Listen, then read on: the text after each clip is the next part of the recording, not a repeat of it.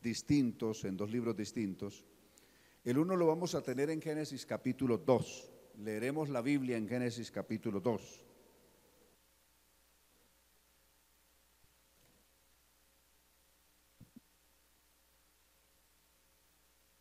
El numeral 22. Génesis 2, 22.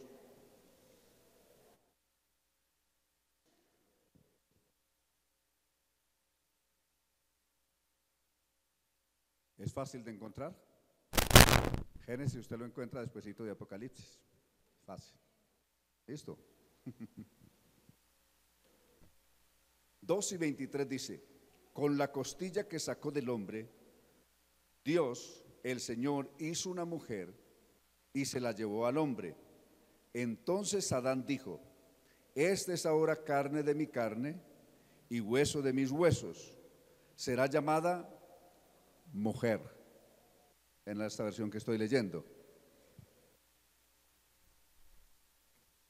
La palabra hombre en hebreo que aparece aquí es ish, I-S-H. Y la palabra mujer que aparece aquí es isha, terminando isha, terminando en H. Isha, terminando en H. Eso quiere decir, es como yo. Es como yo. No dice, es inferior que yo, es menos que yo. No, el término isha quiere decir, es como yo, de carne y hueso como yo. Alabanzas al Señor, es el texto ahí. Tengo la traducción sobre el mismo texto. Bien, gracias a Dios, que el Señor nos hable esta noche. Tenga la bondad de sentarse.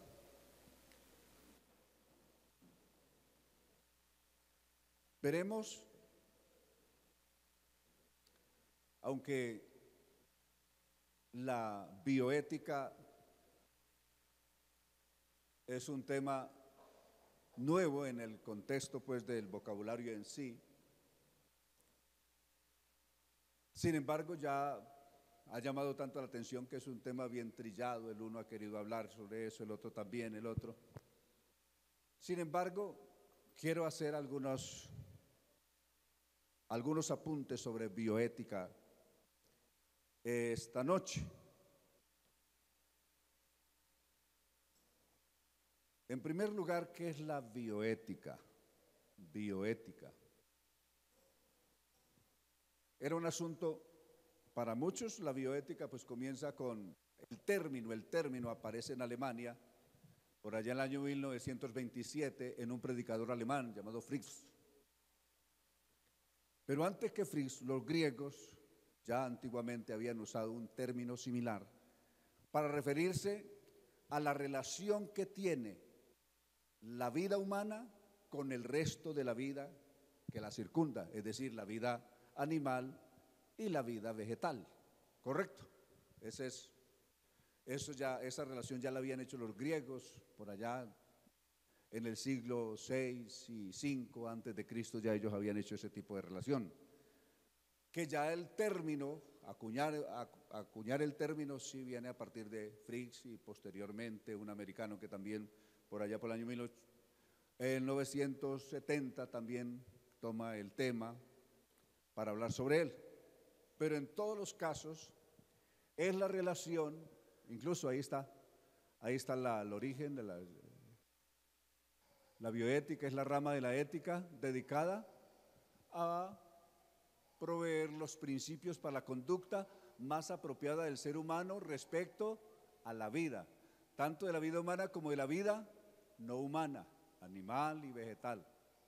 Y aquí tiene el señor alemán que la patentó, aparece en su vocabulario, año 1927, que es el señor Fritz Jacob. Y posteriormente es el señor Van Rensselaer, Pota, utilizó también este término pero referente o ya aplicado en el caso de la medicina, más propiamente en el caso de la oncología. Entonces,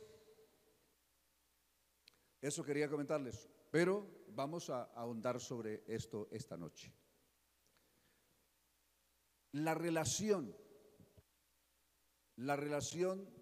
de nosotros los humanos, entre nosotros mismos y con todo el entorno, todo lo que nos circunda, todo lo que nos rodea, la vida animal, la vida vegetal, todo.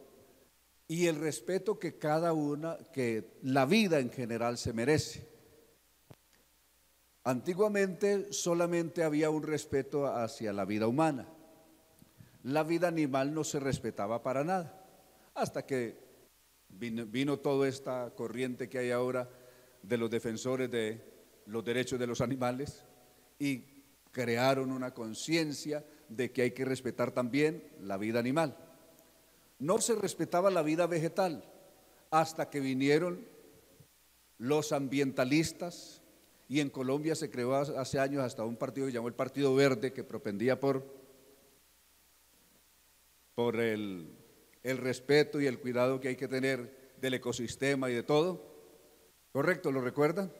Ahora ellos ya están enfocados en otros asuntos políticos, pero inicialmente nacieron con esa era su preocupación y su ideología, defender el medio ambiente. Entonces, decía que originalmente los seres humanos, entre más animales mataran mejor, entre más árboles destruyeran mejor, entre más daño se hiciera destruyendo bosques, ríos, quebradas, pues mejor. Se ha venido creando una conciencia en relación el respeto que tenemos que tener con todo eso, porque respetando eso estamos respetándonos a nosotros mismos y al futuro de los que han de venir después de nosotros. Porque si arrasamos con todo, acabamos con todo, les heredaremos a las generaciones que vengan un mundo desértico, infernal y tal vez sin ninguna posibilidad de vida. Entonces, la bioética pues es esa relación que debe de haber respetuosa, de buen trato, respecto de la vida en general. De la vida no solamente entre los humanos, sino también de la vida animal y vegetal. ¿Correcto? Estamos ubicados ahí no hay tanto misterio. Claro. Bien, ese en primer lugar es la bioética. Bio de vida, que es lo que tradujeron los griegos, y de ética, etnis, de ética. Esos son los términos griegos de la bioética. Ahora, quiero ahondar un poco más allá, ir un poco más allá en esto. La conciencia que se ha creado respecto, por ejemplo, del cuidado de los animales, no sé si por la culpa de haber maltratado tanto a los animales en el pasado, ahora hay una demasiada carga de cuidar los animales, tanto que hoy se cuidan más los animales que los seres humanos. Hay muchas señoras que tienen un bebé y cuidan más el perro que el bebé, cuidan más el gato que el bebé, tienen mayores cuidados la mascota que los hijos. El asunto se fue al otro lado, se fue al otro extremo, de la no protección de los animales a una sobreprotección que hoy se hace de los animales y un descuido incluso de la propia familia. La señora cuida y le corre y cuida al gato, al perro, pero el esposo que se defienda como pueda o viceversa. Él tiene tanto cuidado del perro, del gato, pero la esposa llega a la casa y las caricias primeras que tiene es para el gato, para el perro, y a la esposa nada. ¿Ah? ¿Sí o no? Se está yendo el asunto al otro lado, al otro extremo. ¿No es eso? Hay que tener cuidado. Todas las cosas tienen su lugar, tienen su espacio, y uno no puede sobrepasarse de ahí. Bien,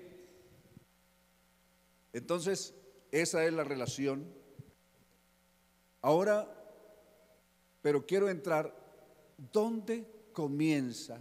¿En qué momento comienza nuestra relación con el mundo exterior? ¿En qué momento comienza nuestra relación con el mundo exterior? Con lo que nos circunda, con la vida alrededor. ¿Qué dicen ustedes? ¿Será en qué momento? Desde la gestación ya comienza la relación con el mundo exterior. ¿Sabía usted eso? Desde la gestación ya comienza esa relación con el mundo exterior. Y a partir del nacimiento se fortalece esa relación con el mundo exterior en la relación que desarrolla el bebé con la mamá, inicialmente con la mamá, ¿correcto? Hay un pasaje que también quiero tener y es San Marcos capítulo 12, versos 29 en adelante, San Marcos 12, 28, desde el 28. Quiero tener estos dos textos ahí para que veamos la relación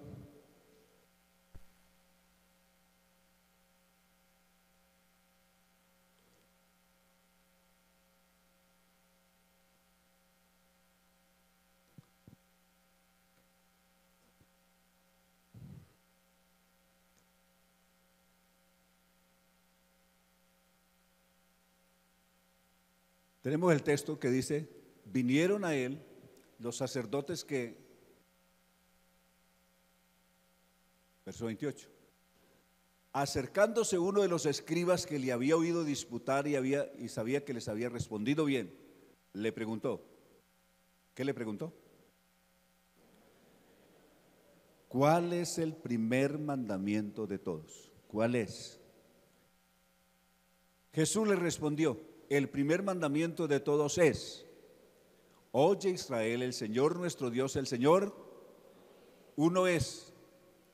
Y el siguiente, pero en este modo de atención: amarás al Señor tu Dios con todo tu corazón y con toda tu alma y con toda tu mente y con todas tus fuerzas. Este es el principal mandamiento. Dos cosas esenciales, dos mandamientos que son los que en ellos se suma o está completo todo lo que es la ley del Antiguo Testamento. O los 10 mandamientos se resumen en dos: amarás al Señor tu Dios y amarás a tu prójimo como a ti mismo. Aquí hay una relación, estoy hablando esta noche de relación. La relación espiritual, nuestra relación con Dios. Si decimos que la bioética es la relación con la vida, nosotros no podemos dejar a un lado la fuente principal y la vida misma, que es Dios. Entonces nuestra primera relación en respecto de bioética comienza con la vida espiritual y nuestra relación con Dios. Luego, nuestra relación con los demás humanos. Luego, la relación con los animales y con el resto de la vida circundante. Correcto, pero abarca todo esto. Nuestra relación con Dios, ¿cómo debe de ser? ¿Y en qué se debe basar? Nuestra relación con Dios se basa o descansa en la base del amor. Amarás al Señor tu Dios. ¿Por qué amamos a Dios? ¿Por lo que hace o por lo que Él es? ¿Usted ama a su hijo por lo que hace o por lo que su hijo es? ¿Por lo que hace o por lo que es? Nuestros hijos hacen cosas que no nos gustan, que no nos agradan, pero los seguimos amando. ¿Por qué los amamos? ¿Por lo que hacen o por lo que son? Es que son nuestros hijos. ¿Sí o no? ¿Por qué los seguimos amando a pesar de lo que las cosas que hacen no nos gustan? ¿Pero por qué los seguimos amando? Los amamos por lo que son y no por lo que hacen. En el caso de Dios es diferente. Amamos a Dios por lo que Él es. aunque todo lo que Él hace es bueno.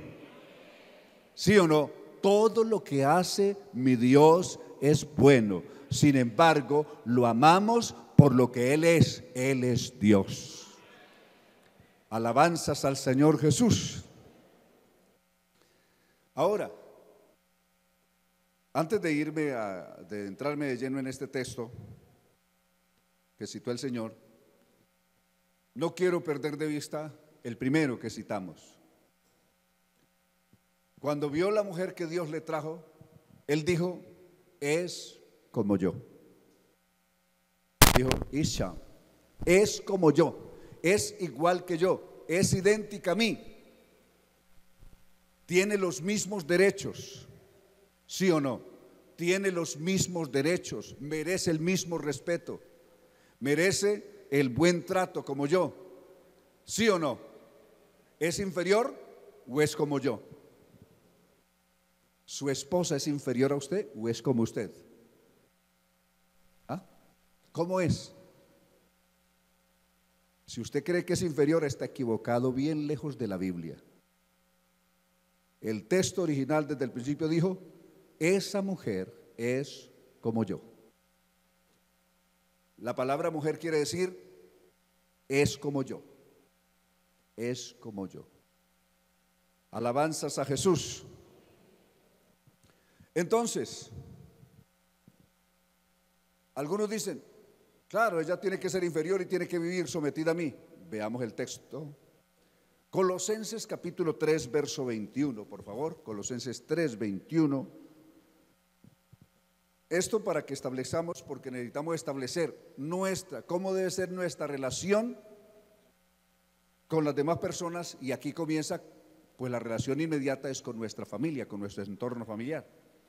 En este caso, ¿cómo es la relación con mi esposa, o la hermana con su esposo?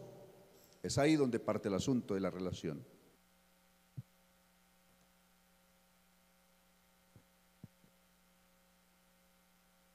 El verso 20, retrocedemos hasta el verso 20, ahí, el verso anterior. Hijos, obedeced a vuestros padres en todo, porque esto agrada al Señor. Está hablando de la relación familiar. Seguimos padres, no exasperéis a vuestros hijos para que no se desalienten. Siguiente, 22. Siervos, obedeced a vuestros amos terrenales, no sirviendo al ojo como los que quieren agradar a los hombres. Hay gente que quiere agradar a los hombres, ¿cierto?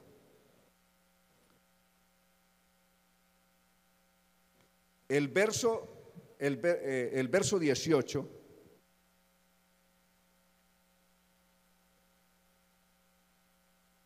el verso 18, ¿qué dijo?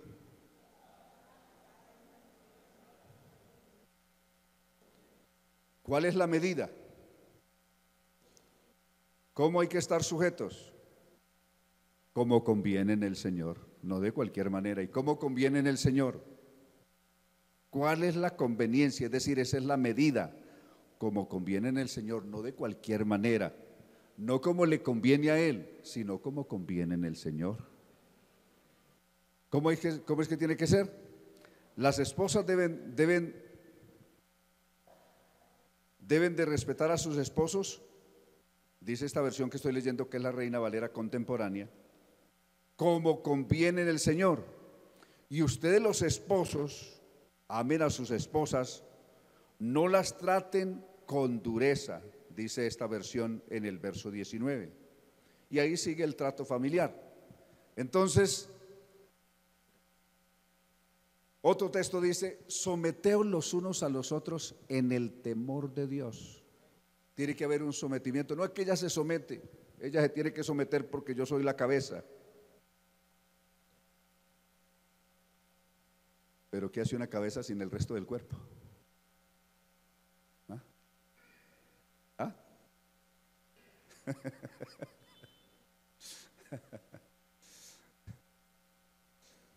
No, son deducciones que la gente ha hecho que parten de conceptos equivocados.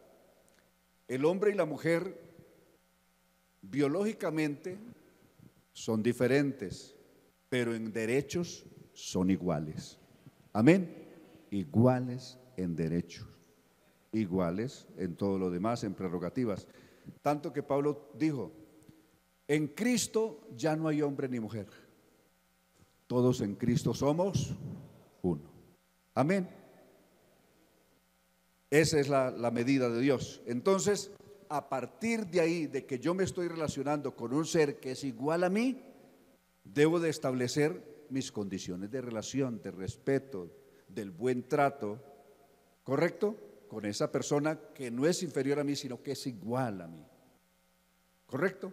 Ahí comienza mi buena o mi mala relación, dependiendo cómo maneje yo esa parte. A partir de ahí, si manejo mal la relación con mi cónyuge, hay una palabra de donde viene con cónyuge que fue primera, consorte. ¿Recuerdan una palabra que se usaba mucho antiguamente? El consorte. ¿Llegaron a oír esa palabra para cónyuge? Consorte. ¿No la habían oído?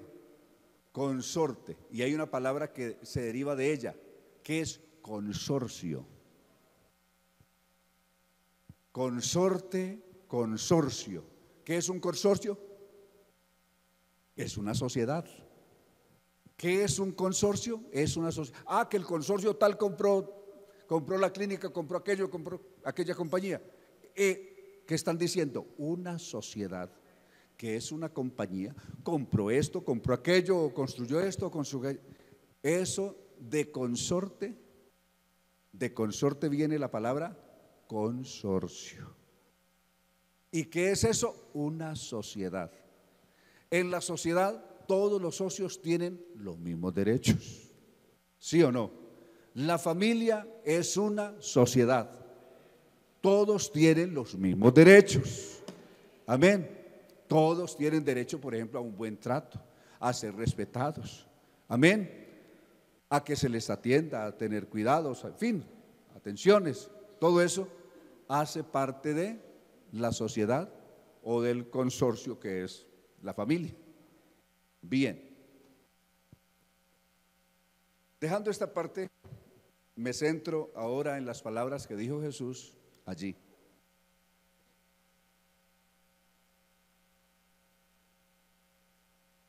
Él dijo, el primer mandamiento de todos es este: oye Israel, el Señor nuestro Dios, el Señor uno es. El texto original dice, Shama Israel, Adonai Elohinos, Adonai Echad. Es el texto hebreo. ¿Qué quiere decir el Señor nuestro Dios? El Señor es único, no uno, sino único, es único. Echad es único. Pero luego dice, y amarás a tu prójimo, ¿a qué medida? ¿Cuál es el segundo mandamiento? Y amarás a tu prójimo. ¿Y quién es mi prójimo? ¿Quién es mi prójimo? ¿Ah? ¿Ah? Otro que no sea usted.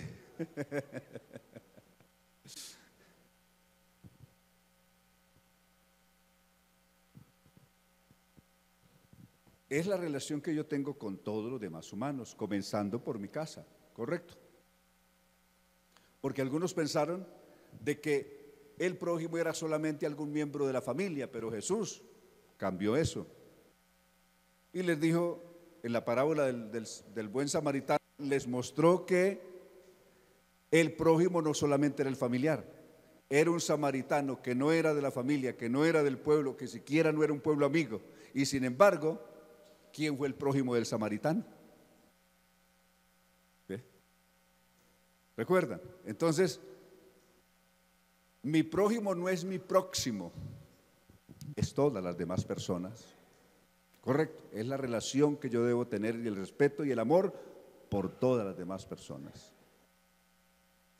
sin importar las diferencias que haya, ni culturales, ni de color, ni de nada, sino debo de tener un respeto y amor por todos los demás.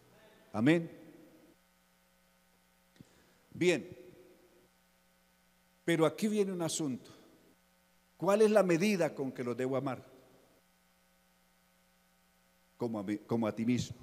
Amarás a tu prójimo. Quiere decir que yo necesito tener amor, amarme a mí mismo. Pero si las personas no se aman a sí mismas, entonces, ¿y cómo conseguir que una persona se ame a sí misma? Esa es la base de todo. La persona que no se ama a sí misma tampoco ama a nadie. ¿Cómo conseguir que una persona se ame a sí misma? ¿Dónde comienza eso? Eso es lo que la gente conoce popularmente como autoestima. Las personas que se aman a sí mismas tienen una alta autoestima. Las personas que no se aman a sí mismas tienen muy baja autoestima. ¿Ven? A mí nadie me quiere, a mí nadie me ama, yo a nadie le importo, en fin. Son personas que no se aman y que no han recibido amor o lo han recibido equivocadamente. Entonces, en primer lugar, para poder amar a los demás, es decir, para que haya una relación adecuada con todo lo que me circunda, debo de haber aprendido a amarme a mí mismo. ¿Y cuándo aprendo a amarme a mí mismo? Cuando aprendo a amar a Dios. Si aprendo a amar a Dios por sobre todas las cosas, aprendo a amarme también a mí. Si no sé amar a Dios, difícilmente podré amarme a mí mismo. ¿Ve? Que la cuestión comienza siempre arriba. Aquella persona que ama a Dios por sobre todas las cosas, tenga la seguridad que también se ama a sí mismo. Y si se ama a sí mismo, ama también a todos los demás. Ahí comienza el asunto. Alabanzas a Dios. ¿Cuándo y cómo comienza esa relación, por ejemplo, en un niño? Veamos esta imagen, si es posible.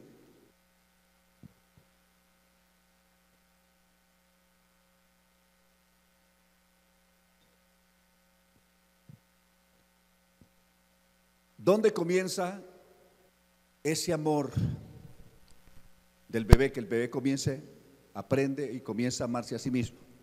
Comienza ahí, mira. Recibiendo los cuidados de la mamá, sintiéndose protegido y amado por su mamá, él aprende a amar. Aprende a amarse a sí mismo y aprende a amar a los demás. Comienza ahí toda la relación. ¿Hay otra imagen? ¿Sigue otra imagen ahí? ¿O solo hay esa?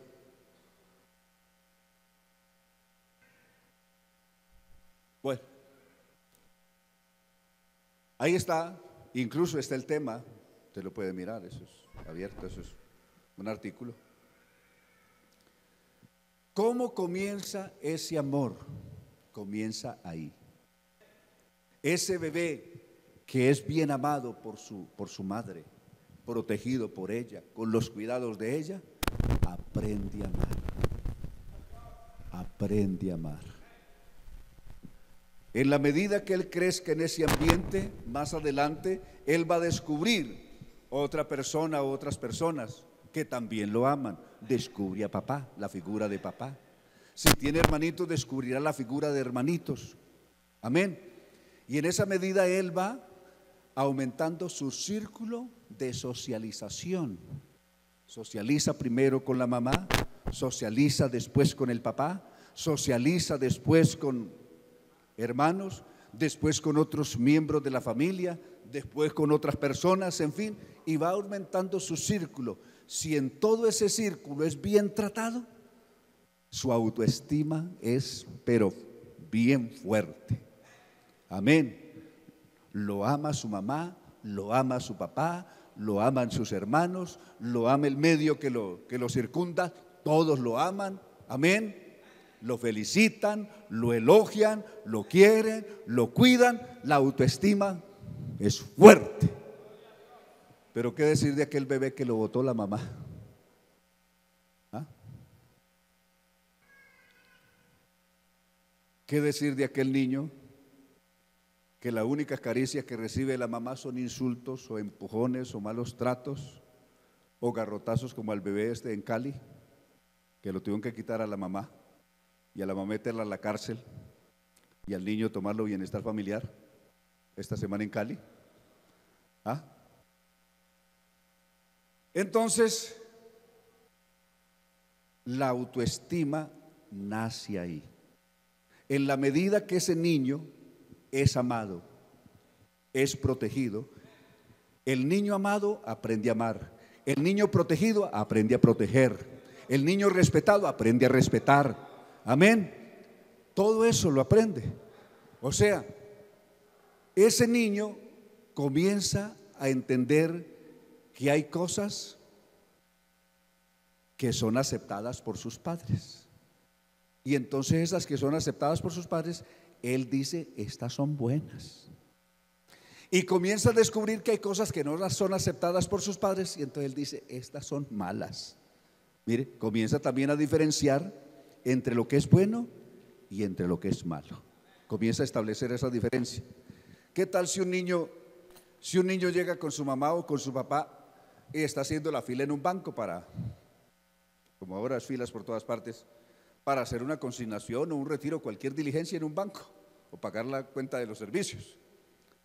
Y nota que a una señora de adelante se le cae un billete de 50 y el niño vio, y nota que el papá o la mamá le pone encima el pie al billete y se hace, ¿cómo es? ¿Qué está aprendiendo ese niño ahí? ¿Que eso es bueno? Eso es bueno. Y mañana se queja, yo no sé por qué se me perdió, que es que este muchacho me saca de la cartera, me saca de allí, se me lleva la plata. Claro. ¿Quién le enseñó el arte de la cleptomanía? ¿Quién se lo enseñó? Su hijo ahora es un cleptómano. ¿Quién le enseñó eso? Papá, mamá.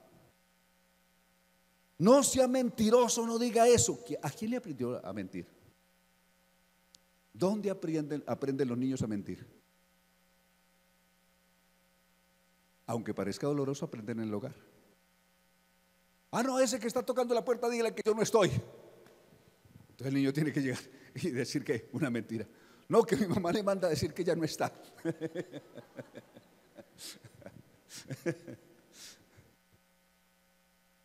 Y luego lo regañan o lo castigan por mentiroso. ¿Quién le enseñó a mentir? ¿Ve cómo es el asunto? Que es que usted tiene que aprender a ser responsable. Pero él ve que la responsabilidad, o en su papá o en su mamá, no se ve por ninguna parte. Que es que usted tiene que aprender a respetar a su mamá. Y el que primero le grita es el papá. Le pide que respete a la mamá, pero él le grita a la esposa, como si fuera quién sabe qué, o ella le grita al esposo y enseguida le dice, respete a su papá. ¿Quién enseña el respeto a quién? ¿Dónde comienza el respeto? ¿Dónde se aprenden los valores o los antivalores? Es posible que si no los aprendemos aquí bien, afuera ellos los aprenderán mal. ¿Correcto? Y luego nos quejamos que qué hijo más terrible nos tocó, que qué hijo más calavera, que estamos pensando que sería mejor tener la calavera del hijo que un hijo calavera, en fin, lo que quiera. Pero ¿dónde comenzó todo eso? Comenzó en casa. Comienza en casa. Hay que tener cuidado con todo eso, ¿sí o no? Entonces nuestra relación con el medio comienza en casa, comienza a partir de aquí. Y a partir de aquí es que nosotros enseñamos a nuestros hijos y a nuestra familia lo bueno o lo que es malo, el buen trato o los malos tratos, el respeto o lo contrario. Aquí comienza todo. Si ese niño, por el contrario, nota que se le cayó la billete a la persona que está adelante y usted lo recoge y le dice, vea señora o señor, disculpe, se le cayó este billetico, este es suyo. Ese niño también aprenderá eso y él crecerá con eso. Amén. La mayoría de padres, pues yo digo en mi caso, Mi papá me enseñó, cuando niño él no conocía el Evangelio. Yo antes fui que le llevé el Evangelio a él, que le comuniqué el Evangelio a mi papá, ya fui yo. Pero de todas formas él sí me decía cuando niño, mira, en la vida, si te toca pedir, pide, pero nunca robes una moneda a nadie. Y eso se me quedó aquí, para practicarlo el resto de la vida. Amén. Son cosas que se quedan aquí, uno las aprende desde niño. Amén. Me enseñaron el respeto por los mayores, me enseñaron a ser honrado, me enseñaron todo eso, a pesar de que no conocían el Evangelio, pero me enseñaron eso y yo agradezco que me lo hayan enseñado, porque gracias a Dios, practicando eso me ha ido muy bien. Amén. Entonces, hermanos, necesitamos el buen trato. Si en alguna parte necesitamos que haya buen trato, es en la familia, en el hogar, entre los esposos, en los esposos con los hijos y los hijos para con los padres. Todo esto necesitamos un buen trato. Una familia donde se tratan bien, hay un ambiente para orar, hay un ambiente para alabar a Dios, hay un ambiente para glorificar, hay un ambiente para hablarle a otros del Evangelio. Pero una familia peleada en las cosas de Dios no tiene libertad para hablarle a nadie, pues ¿de qué le va a hablar? No tiene libertad para orar, no tiene libertad para cantar alabanzas. Más bien puede ser que se escuchen otras cosas, como la hermana el pastor que llega y toca la puerta y la hermana no abre, 2 veces, ya el pastor se iba a ir. Pero el pastor sabía que adentro sí había alguien, porque ya se escuchaba el ruido. Finalmente, para la 4ª vez, cuando ya el hermano se iba a ir, abrió la hermana. Ay, hermano, qué pena que no lo había oído, no lo había escuchado, hermano. Hace rato está ahí. Hermana, yo soy lo que estaba escuchando la hermana era, sonaron 4 balazos.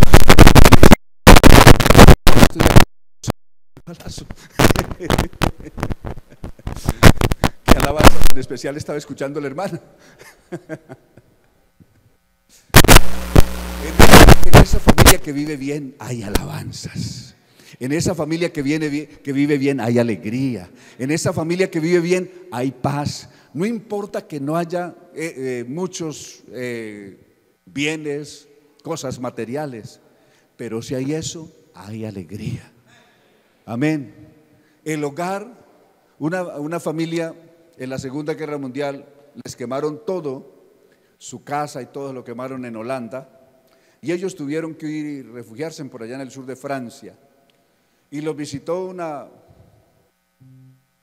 una familia de ese sector y los encontró viviendo debajo de un puente, porque les habían quemado todo y huyendo pues se fueron, y en el sur de Francia se ubicaron debajo de un puente.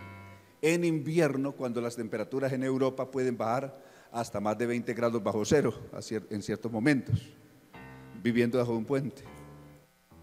Entonces una señora los visitó y le dijo a un niño de 6 años, qué lástima, me da un pesar de ustedes que ustedes no tengan hogar.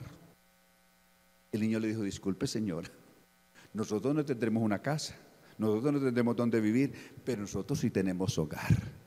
Papá, mamá, mis hermanitos conformamos un lindo hogar. Alabanzas al Señor. No hay las cosas materiales, pero hay el resto, hay ese calor especial de cariño, de amor. ¿Será que necesitamos eso hoy? ¿En cuántos hogares se vive este ambiente?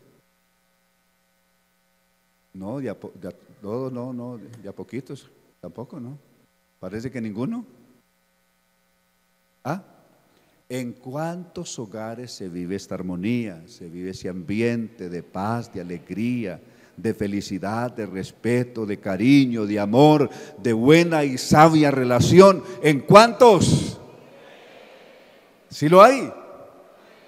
Alabanzas a Dios. Alabanzas a Dios, porque lo más triste es llegar a un hogar donde no hay libertad para orar, donde no hay libertad porque están peleados, porque el ambiente es bien tenso, las relaciones tensas. Hola.